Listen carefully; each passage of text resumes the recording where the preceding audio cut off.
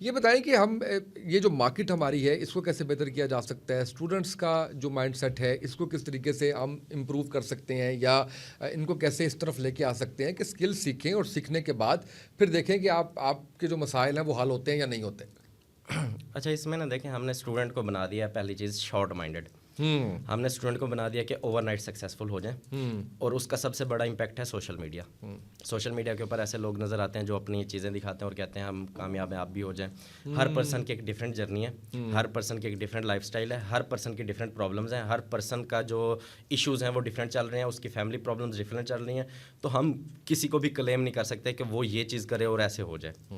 Student को understand करना है कि पहली चीज़ जो स्टूडेंट कर सकता है ना अपने लिए, वो ये कर सकता है कि अपने आप को जज करे कि वो कहाँ पे स्टैंड करता है। हम असल में ओवर हाइप्ड भी हैं, अपने आप को हम कभी जज ही नहीं करते। ऑन पेपर हम देखते नहीं कि मैं कहाँ पे स्टैंड करता हूँ। मैं हमेशा खुद को बड़ा मनवाने की कोशिश करता हूँ कि मुझे तो सब आता है। जो कहता है मुझे सब आता है तो उसे कुछ भी नहीं आता।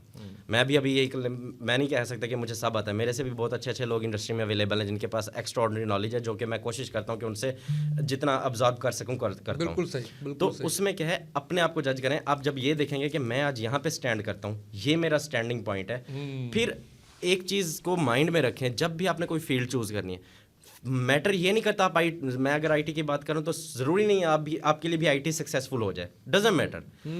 जो कामयाब इंसान होता है ना, वो उसका एक विजन होता है और वो मेच्योरिटी के साथ होता है, और उसके लिए सबसे इंपॉर्टेंट चीज़ होती है डिसीजन मेकिंग सेंस।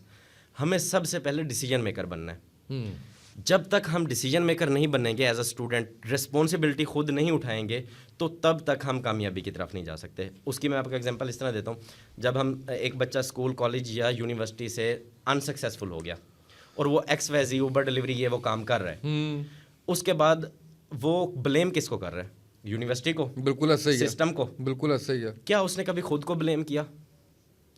क्या हमारा स्टूडेंट, सिंपल सी चीज़ है, एक स्टूडेंट को आईफोन परचेज करना है, आप एंड्रॉइड यूज़र हैं, लेट्स सपोज आपको आईफोन परचेज करना है, तो अप्रोच क्या हो गया? और सेकंड हैंड लेना है, आपने कभी आईफोन यूज़ नहीं किया, तो अप्रोच क्या हो गया? हफीज सेंटर से या किसी भी मार्केट से जाके खुद ले आओगे, या एक आईफोन यूज़र अपना दोस्त साथ लेके जाएंगे? साथ लेके जाऊंगा। क्यों? इसलिए कि उसको पता है उसको सारी चीज़ों को। एक्सपीरियंस है, उसको पता है वाटर पैक है नहीं है, एक्स वाई जी चीज़ें। हमारा स्टूडेंट भी यही है, उसकी प्रायोरिटी भी यही है। जब उसकी प्रायोरिटी डिफरेंट है, जैसे मैं एग्जांपल देता हूँ, हमारे यहाँ ये अक्सर मीडिया के ऊपर या सोशल मीडिया के ऊपर आप देखते हैं कि ग्रेजुएट बर्गर वाला, ग्रेजुएट बिरयानी वाला, और इतने गोल्ड मेडल्स हैं, उसके बावजूद जॉब नहीं है, वो क्लेम कर रहा होता है। तो उसके पीछे का भी रीज़न हम समझते हैं ना। जो हम बात करते हैं ना प्रायोरिटी की, आप देखें, जब एक स्टूडेंट मैट्रिक में था, जब वो पढ़ रहा था, उसका ख्वाब था मैं बोर्ड टॉप करूं। ऐसे ही है। उसने कर लिया। जिस चीज के लिए उसने मेहनत की थी वो उसने अचीव कर ली। ऐसे ही है। हो गई ना हाँ, अचीवमेंट? हो गई। उसके बाद इंटर में गया, उसने वो भी अचीव कर लिया। इंटर पास होना था, जिसका जो जो भी था। यूनिवर्सिटी में भी जब हम जाते हैं तो हम सिर्फ एक ही चीज लेके जाते हैं, डिग्री लेने। डिग्री ले ली, उसके बाद वो एक्सपेक्ट ये करें कि हमें जो है इससे जॉब मिल जाए, इससे हमारा बिजनेस क्रिएट हो जाए। कैसे हो सकता है?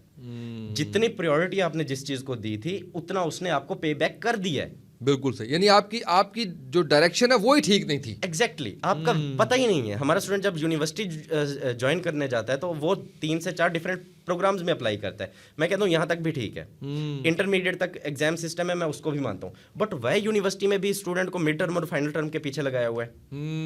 प्रैक्टिकल नॉलेज बेस्ड प्रोजेक्ट्स, ये सारा कुछ जो है वो ऐड होना चाहिए। और उसमें देखें, हमने इंग्लिश, इस्लामियात, ये सारे सब्जेक्ट्स इंटर तक पढ़ लिए। फिर वही हमारा जो मेन, लेट्स सपोज आईटी की मैं बात करूं, बीएस आईटी है, बीएस सीएस है या बीएस ऐसे, ये तीनों एक ही फील्ड है, एक ही चीज़ है। इनको हमने 3 में डिवाइड कर दिया।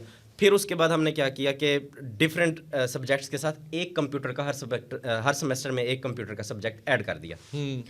अब जब वो ऐड कर दिया तो हम एक कंप्यूटर के सब्जेक्ट का लेक्चर ले रहे हैं और बाकी फिर वही पुरानी चीज़ें पढ़ रहे हैं। हमारा फोकस अब हम क्या है, यहाँ पे ये भी कहें ना कि स्टूडेंट का फॉल्ट है सारा, तो स्टूडेंट का भी सारा फॉल्ट नहीं। हमने उसको सिस्टम यही दिया कि भाई आपने पास करना है, एग्जाम पढ़ना है, मिड टर्म क्लियर करनी है, फाइनल टर्म क्लियर करनी है। और उसमें सबसे बड़ी नाकामी स्टूडेंट को कब आती है? स्टूडेंट को पता कब चलता है? अब यही चीज़ अगर एक स्टूडेंट है, वो थोड़ा सा डिफरेंट थॉट प्रोसेस लेके चलता है। उसका थॉट प्रोसेस ये है कि जैसे वो यूनिवर्सिटी में गया, कोई भी फील्ड उसने चूज़ की, उसने देखा 8वें सेमेस्टर में कौन से लोग हैं, लेट्स सपोज 8, 10, 15 लोग उसको मिल जाएंगे। उनसे जाके एक ही सवाल करे, भाई 4 साल हो गए यूनिवर्सिटी में इसी में, ये फील्ड आपने चूज़ की थी, किस काबिल बने हो? क्या 30,000 की जॉब मिलेगी? जब वो कहेगा नहीं मैं इंटर्नशिप करूँगा, तो वो डाटा थोड़ा सा निकालना हमारे लिए आसान है ना, 100% का डाटा निकाल ले और उसके बाद ये देखे कि 100% जो ऑलरेडी उसी यूनिवर्सिटी से पास आउट हुए हैं तो उन्होंने कहाँ पे क्या अचीव किया है, वो कहाँ पे स्टैंड कर रहे हैं। जब वो 100% से कांटेक्ट करेगा और उसमें से 100 में से 70% उसको ये बताएंगे कि यार हम तो अपनी फील्ड में ही नहीं है, उसको डायरेक्शन क्लियर हो गई डे 1 से। बट ये एफर्ट मैं करूँगा ही नहीं, सही मेरी एफर्ट ही नहीं है उस तरफ। तो टोटल सिस्टम भी फॉल्टी नहीं है कि आपको वो सिस्टम का तो अब पता है ना कि ये चीज़ है ऐसे, बिल्कुल हमने अपने आप को ऑब्जर्व करना है, हमने दूसरों से हट के चलना है, हमारा नजरिया डिफरेंट होना चाहिए। और फिर हमारे यहाँ अनफॉर्चुनेटली पाकिस्तान में हमारी एवरेज एज क्या है 30 के बाद लर्निंग फुल स्टॉप है। बहुत कम लोग होते हैं जो लर्निंग करते हैं। मैं ऐसे स्टूडेंट से मिलता हूँ जो आके लिटरली दे आर क्राइंग कि सर हमें ये गाइडलाइन नहीं पता, हमें किसी ने दिखाई नहीं है ये चीज़ें कि किस तरह से स्टार्ट करना है। आप लाहौर के कॉल सेंटर्स देख लें, भरे पड़े हैं ग्रेजुएट से, मास्टर्स वालों से।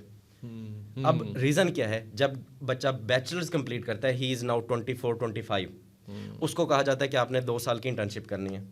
अब इंटर्नशिप में भी अब समझने की ये बात है कि पहले तो ये पता होना इंटर्नशिप है क्या। अनफॉर्चुनेटली फॉरेन कंट्रीज़ में या किसी अच्छी कंपनी में इंटर्नशिप का पर्पस ग्रोथ होता है। पाकिस्तान में कोई फ्री में आपको बुखार ना दे, इंटर्नशिप करवा। और जहाँ पे लेट्स सपोज आप स्टूडेंट्स जो भी देख रहे हैं, आप ये अंडरस्टैंड करें आपकी एक कंपनी IT कंपनी है, आपके पास मैं आया हूँ इंटर्नशिप के लिए, ठीक है। तो आप ये अंडरस्टैंड करें मैं इंटर्नशिप के लिए आया हूँ, मैंने 4 साल लगाया यूनिवर्सिटी में, 20 लाख एक यूनिवर्सिटी को दे के आ रहा हूँ। उसके बाद आपको ये पता है कि यार मैं अभी किसी प्रोजेक्ट पे काम करने के काबिल नहीं हूँ। आप मुझे 1 साल में मेरे ऊपर मेहनत करके मुझे 2 लाख 3 लाख कमाने के काबिल बनाओगे? नहीं। वही चीज़ है, हमें ये अंडरस्टैंड करना है। कोई फ्री में हम किसी को अपना बुखार नहीं देते। सिग्नल पे अगर सिग्नल रुका हुआ हो या चल रहा हो चारों साइड से, तो हर किसी की कोशिश होती है सबसे पहले जाए, मैं निकल जाऊँ, रास्ता नहीं देते। बड़ी हम सोचते हैं कि अच्छा ये कंपनी का ओनर है तो उसका विजन है तो वो हमारे लिए ग्रोथ का सोचते होंगे। बट क्या आप ये अंडरस्टैंड करते हो हमारी सोसाइटी का मेंटल लेवल क्या है? असल बात ये है कि पहले खुद तो सोचे ना अपने बारे में। एग्जैक्टली, बिल्कुल सही है। हम हमेशा डिपेंडेबल रहे। बहुत शुक्रिया ज़ुहैब साहब, आपने इतने अच्छे तरीके से ना सिर्फ स्टूडेंट्स को गाइडलाइंस दी, बल्कि मुझे अच्छा ये लगा कि आपने ये भी कहा कि देखिए जिस भी फील्ड में जाना है, आपने क्लैरिटी दी है स्टूडेंट्स को, उनकी थॉट्स को। ज़रूरी नहीं है कि वो आपकी फील्ड में है, ज़रूरी नहीं है कि वो आपके इदारे में है, ज़रूरी नहीं है कि आपके सॉफ्टवेयर हाउस का हिस्सा हो बतौर एम्प्लॉय या बतौर क्लाइंट। लेकिन ये जो चीज़ें हैं ये मैं समझता हूँ कि हमारे जो स्टूडेंट्स हैं उनके लिए एक मशले राह के तौर पे होनी चाहिए। और मेरा ख्याल है कि जिस स्टेज में हमने इनको देखा कामयाब होते हुए, उसी तरह से हम चाहते हैं कि आप लोग भी कामयाब हों। आज के इस पॉडकास्ट से इतना ही, इजाज़त दीजिए, अल्लाह हाफ़िज़।